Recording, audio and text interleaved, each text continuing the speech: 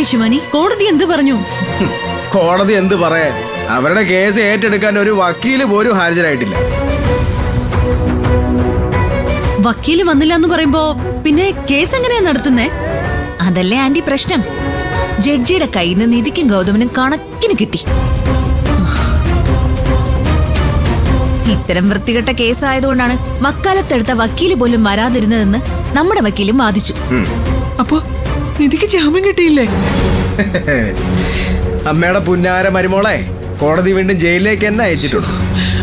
അതെ, ഗർഭിണിയായി ഇവള് കോടതി കയറേണ്ടി വന്നാലൊന്നും അമ്മയ്ക്ക് ഇപ്പോഴൊരു വിഷമമില്ലല്ലേ? നിധിക്ക് ജാമ്യം കിട്ടിയോന്ന് വേണം അറിയാൻ വേണ്ടിട്ട്. നിധിക്ക് ജാമ്യം കിട്ടിയില്ലെന്ന് മാത്രമല്ല, ഇന്ന് ജഡ്ജി പറഞ്ഞത് നോക്കിയാ ചെയ്ത തെറ്റിനുള്ള ശിക്ഷ കിട്ടുമെന്നുള്ള കാര്യവും ഉറപ്പാണ്.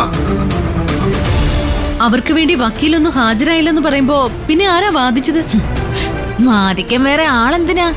തോലയ്ക്ക് ചുറ്റും നാവുമായിട്ട് നിധിയുണ്ടല്ലോ. ആന്റി, അവളുടെ മുന്നിൽ ഞാനൊന്നും ഒന്നുമല്ല. ഈ പാവം അവിടെ നിന്ന് എന്തുമാത്രം വിഷമിച്ചെന്നറിയാമോ? അത്രേ ആൾക്കാരെ നടുവിൽ വെച്ച് ഏട്ടത്തി വിളിച്ചു പറയുവാ ഇവള് പ്രഗ്നന്റ് അല്ലാന്ന്. പ്രഗ്നന്റ് ആണെന്ന് പറയുന്ന കള്ളമാണെന്ന്.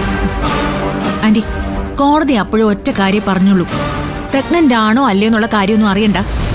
കരിക്കില് മയക്കുമരുന്ന് കലർത്തി കൊടുത്തിട്ടുണ്ടെങ്കിൽ അത് കൊലപാതക ശ്രമമാണെന്ന്. അപ്പോ നിധിക്ക് ശിക്ഷ കിട്ടുമെന്നുള്ളത് ഉറപ്പാണല്ലേ? സംശയം എന്താ കാര്യത്തില്?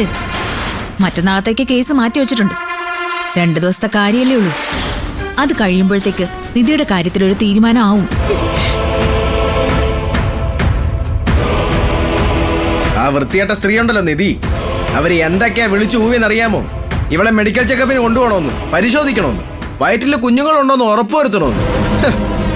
അനി, ഈ അവസ്ഥയിൽ ഇവള് ഇന്ന് അനുഭവിച്ച മാനസിക പീഡനം എന്തോരം ഉണ്ടെന്ന് ആന്റി ഒന്ന് ആലോചിച്ച് നോക്ക്.